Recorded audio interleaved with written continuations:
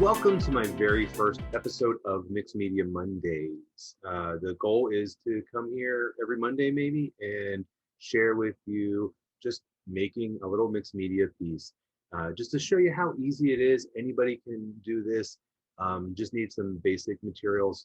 To find out what those materials are, just check out the comments and I'm going to go ahead and get started. So I'm going to switch it over so that you can actually see what I'm doing. So grab your paintbrushes, grab your materials, and we'll get started. All right, so I'm using my standard 4x4-inch mixed media paper, and I've got some paint, I've got some other materials that I'll pull those out as I am working. So I just want to get something down. I'm going to grab my paintbrush and grab a little bit of paint, not really sure. Maybe pick a color that I don't use a lot. So I'm going to pick this darker green. And my goal is not to paint a pretty picture. I'm just getting a background down. I'm trying to go quickly. I'm not really thinking too much. I'm going to let it be dark in some areas. I'm not even going to cover the entire surface. Let that dry a little bit. But you know what? While that's drying, I'm going to get a little bit of that same color. I'm going to do a little bit of splattering. So I'm going to just pull my bristles back toward me, and it's going to splatter. The really interesting thing is that where the paint is wet underneath, it sort of fades and gets fuzzy. Where the paper's drier, we have kind of some darker spots. Now, I don't want to wait for that to dry, so I have my handy dandy hair dryer, so I apologize for the noise, but that's the nice thing about this mixed media approach using these colors. I can just get started, dry it real quick.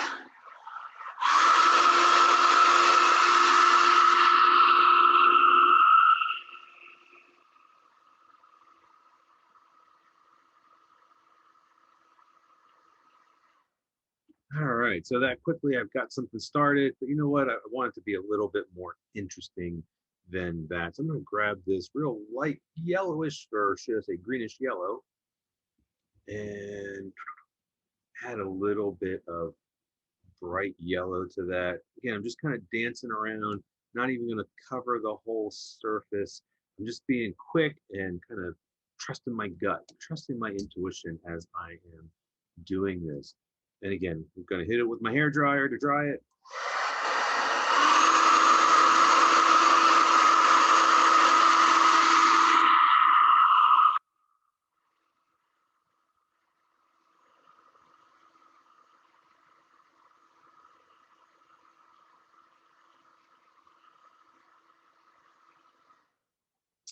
All right, this paper does curl a little bit, but don't worry about that. It flattens out as you're working on it, and you can always kind of iron it as well or put it under some heavy books. I'm going to turn to a different material. I'm going to turn to some water-soluble pencil. And I'm just going to grab a good green here. And I'm thinking just some squares. I'm going to echo the square edges of my paper and do a couple little squares. So I do kind of have a little bit of a theme in mind for this, and so a lot of times when I'm working, I don't have much of a theme. But for this one, I'm really kind of going for a nature kind of feel. I'm not drawing trees. I'm not painting a painting of a landscape. I do more abstract kind of stuff. I'm gonna just brush that out. So this pencil is water soluble, and it will blend out. And I use the Derwent Inktense pencils. Those are my favorites. They're a little expensive, so any kind of watercolor or water-soluble pencil will work. And notice I love these little pieces because I can spin my paper. And because it's kind of abstract, there's no real top or bottom yet. But I probably am going to think of it kind of this way, this orientation. All right, hit that with my hair dryer.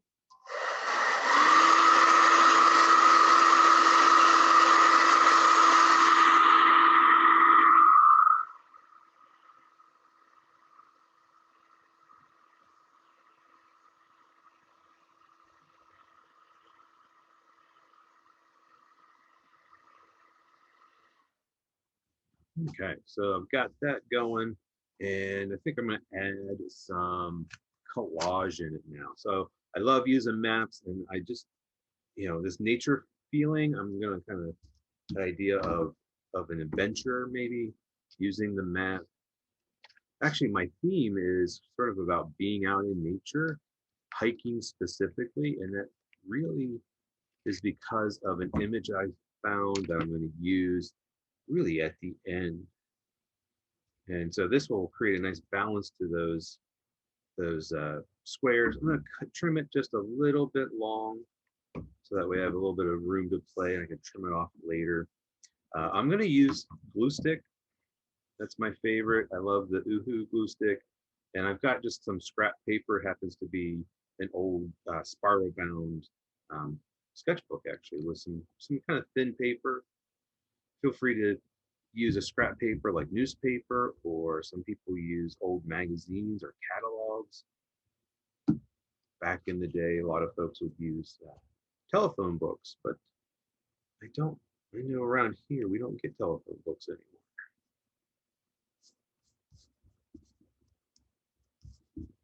Okay, so just gonna rub that in, get that really stuck on there. Oops. Okay, got that going. I'm gonna close up my glue stick. I'll need that later, so I'll keep that kind of handy. And then I'm gonna add some lines. I'm gonna turn to some ink, and I'm gonna grab, I've got some pens off here to the side. Let me grab. I'm gonna grab Faber-Castell Pitt artist pens. They're waterproof. Some of my favorite pens. I've got different colors. I'm gonna use a black and a blue. And I'm, again, kind of thinking about it being sort of this idea of nature or of hiking. Maybe this is a trail that wanders through the woods. Maybe it's a road to get somewhere. So these lines kind of echo some of the lines that we find in the map. I'm just spreading them out to really get those lines in all parts of the image. Okay, so we got our lines going. There, and then I'm going to use this blue, kind of thinking about, think about water when we think about blue. This pen happens to be a little bit thicker than the black, and I'm making my line a little bit thicker, just taking a little bit of time, make it a little bit thicker. It's kind of like a stream or a river. Let's have it branch off. Again, I'm trying to think about the whole space of this little paper. So the little paper is great because I can do it pretty quickly.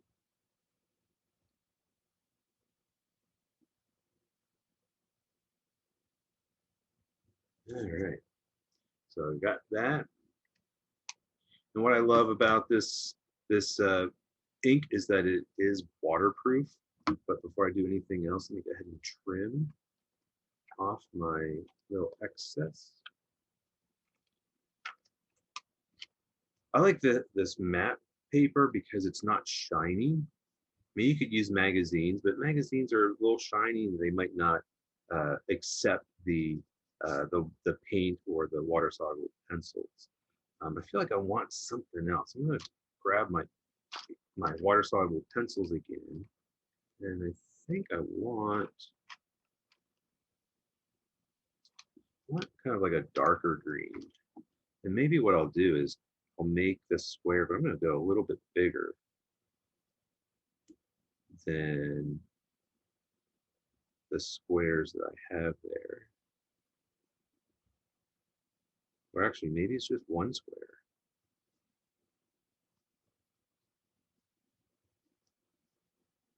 But I want to kind of balance that out, so maybe I'll bring in sort of like part of a square. It's going off the edge of the paper over here. And then maybe I'll do one right up here. And again, those squares are kind of going off the edge of the paper. just creates a little bit more visual interest. Maybe make this a little bit more. So I like to shade that pencil out, just lighten up my pressure as I go away from the square, and then just take my paintbrush. So that green that I used is a little bit more of a blue green. But because that ink is waterproof, it doesn't really go anywhere. It might fade a little bit, but not a whole bunch. Okay, spread that out. So we're getting this nice little composition. So those darker green squares kind of really help tie everything together, but add a little bit of value. But I want to kind of bring in my image that I want to put on there. It's a little bit lifeless now. So I do want to add something to it. And I'm going to let this dry. I don't need to use the hair dryer right now because I'm going to move this out of the way. Actually, I'm going to move a lot of this out of the way. And we'll just let that dry because I'm going to turn to a different technique. So I'm going to pull in a piece of just clear plastic. This is actually out of a picture frame. And so it's just some plastic that instead of clear glass, it was just plastic. And this is just going to protect my surface. So I'm going to pull out the image that I want to use. So I found these, I printed these out because I love hiking. And I just think this might be a really interesting image to use. And I like the fact that it's a dark ink. And I'm going to do an image transfer. And image transfers are really great because what you do is you transfer the image from one surface to another. So I'm going to literally remove the image from the paper, or actually remove the paper from the image. And in order to do that, I'm going to use packing tape. So packing tape is great to use for this. And this is a photocopy. So it's got to be a photocopy. I just run to the office store and make copies, or just have a computer file. So if you have that on a flash drive. So anyway, I'm going to take the tape and I'm going to pull it out, but I'm going to pull it out sticky side up. This is nice wide, I think 3-inch tape. Pull that out. I'm going to stick it down. I know it's hard to see that tape. And then the reason I do it sticky side down is then I can turn my image over. I think this piece of tape is big enough to get both boot prints on. And I stick image side down, have a little bit of a tail, and then I'm going to take and trim off just a little tail. And then what I can do is I'll take this and I'll trim off that sticky tape. That's why I left a little bit of that paper. So I'll just trim off some of that sticky tape. And now we don't have any sticky tape to worry about. I can take this, crumble that up, and throw it in the trash. Now, in order to do this, actually, let me trim off a little bit of this paper. I don't have to. It's just where the tape didn't cover it. And so before I do anything else, I'm going to take a tool. Here I have, this is a little plastic spatula. And I can just rub. This is just going to make sure that that tape is really stuck down. Now, if the tape wasn't big enough, I could have used 2 pieces of tape. And I just make sure I overlap the pieces a little bit so that it doesn't come apart. All right, so once I've really rubbed it down, you could use a spoon, you can use your fingernail, you could use the handle of your scissors, you could use a bone folder. Actually, I guess I still need this. I'm going to pull over my water cup that I use with my painting. And I'm just going to dip this in the water. And I'm going to let it soak for a moment. And then I'm going to rub the paper off the back. A lot of folks will ask, well, how long? And it's really as long as it takes. The The photocopies don't take as long as like a magazine picture. This can work with some magazines. And all I'm going to do is start to rub the paper off. If I don't feel like there's enough water, I can dip my finger in the water. And the nice thing with this black and white photocopy is that I can remove all of the paper where it's white paper. So the paper just rubs right off. Now where that ink is, or that toner actually is what it is, we want a toner-based image. This will not work with just an inkjet printer. So if you're like, hey, I have a photocopier at home, you might, but oftentimes it's like those all-in-one machines, which is like a scanner and a printer, and often those are inkjet. So it has to be a toner-based image. A laser printer works. I just rub all that off.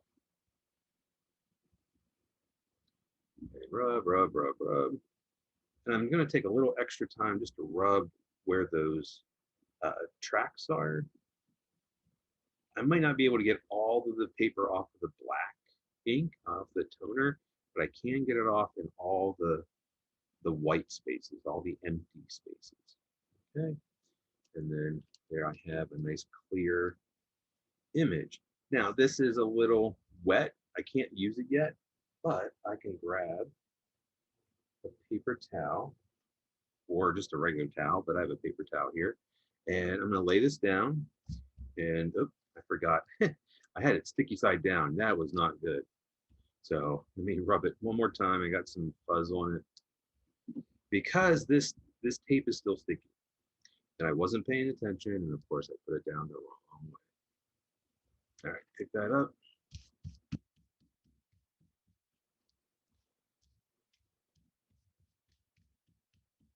Wipe it off. So what I'm doing is I'm wiping the water off the tape, and then it gets into the paper towel. And yeah, that tape is starting to get sticky again. Okay, so then I can take all of this, get it out of the way. All right, so I have my tape transfer. Now the tape is getting real sticky because it is drying. So I have to be careful. And let me just double check. It looks like my paper's still a little wet. So I'm gonna hit that with my hair dryer. Careful not to blow my tape transfer away. So I'm just gonna put my tape transfer off to the side maybe. It's all sticky. And I'm gonna dry this real quick.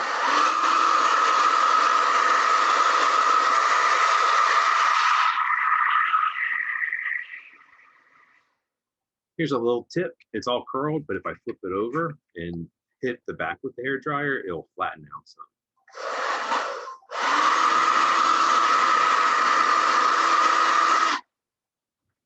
And there we go. It's a lot flatter now. Not totally flat.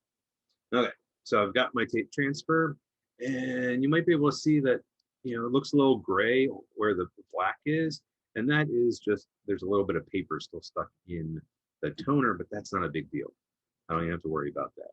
But I am going to add glue to it. So even though this is sticky, I do want to add a little glue to it. That's going to make sure that it is really stuck down, and I can get my finger off of it. So just like any kind of collage, I've got my scrap paper, my glue paper as I call it, and I'm gonna just hit that up and spread glue all over. The nice thing is the glue allows me to pick something up if it's small. And get that out of the way. And then I can take my tape and I'm gonna stick it down. Now here's the thing, this is really kind of like the last thing. This tape is really shiny and it's really slick, and nothing really will stick to it. So if I try to like stick, try to draw on it with an acrylic paint marker or with a Sharpie, it just will scratch off after a while. So I really want to, like, this is my final layer, like right, I mean, this covers up a big part of my image. Okay, I left a little bit of space down here where I can sign it. And then I left a little bit of space over here because this black is really strong and really stands out. So what I want to do is I'm going to take a thicker pen. This is not the one that I used earlier. This is a thicker pen, has a thicker tip. I just want to help balance that out. So I think if I just put some thicker lines in over here, those straight lines just kind of help reinforce the straight edges and those squares that I've done. By repeating them though, it kind of creates a pattern, kind of like the pattern of the sole of the boot tracks. And put a little bit, that's just helping to kind of tie it together. And I do have a little bit of space over here, so I think I'm going to just put a little bit. And I'm right at the edge of the tape. I know you can't really see the tape, but when it hits the light the right way, you can see how it's shining. Okay. Actually, I think maybe I'll put some on all four edges.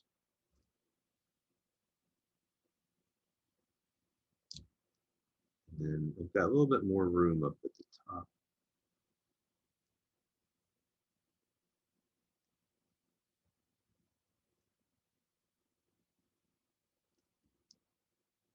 Okay. The great thing about these little pieces of paper, I can easily add stuff. I can build it up pretty quickly, and I think I'm calling this done. So it's just a small little kind of tribute to my pastime of hiking. Last thing I need to do is to sign it. I always sign my first two initials and my last name, and I always put the year. So 2021, and make sure I close everything up. And that's it for that one. So that took no time at all. It's that little size. That little size really helps us kind of accomplish a lot very quickly, and not getting so caught up in oh, is this perfect? Oh, is this right? Just kind of going with it, kind of seeing where things go. I have all my materials right here, all within kind of easy reach, and I was able to make that little thing very quickly. So I hope you enjoyed it, and I hope you tune in every Monday for Mixed Media Monday. I really appreciate you spending some time with me, and hopefully you got some inspiration. And anybody can do this. So thank you so much, and I hope to see you next time. And as I always say, happy creating.